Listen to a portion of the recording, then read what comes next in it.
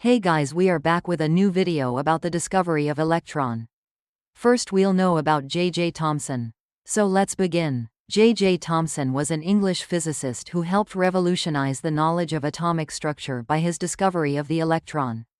In the late 19th century, physicist J.J. Thomson began experimenting with cathode ray tubes. Cathode ray tubes are sealed glass tubes from which most of the air has been evacuated.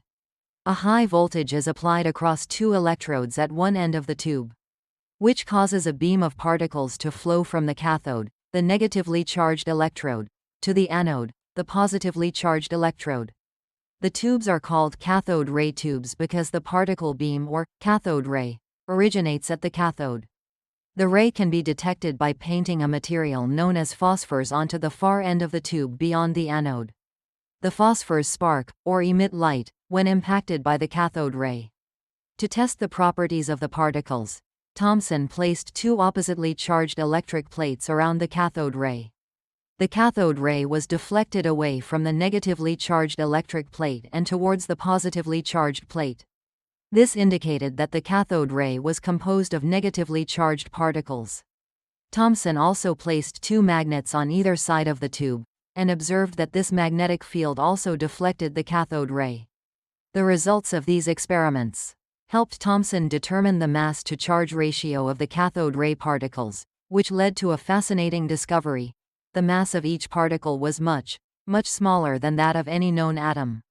Thomson repeated his experiments using different metals as electrode materials, and found that the properties of the cathode ray remained constant no matter what cathode material they originated from.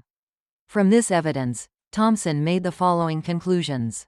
The cathode ray is composed of negatively charged particles.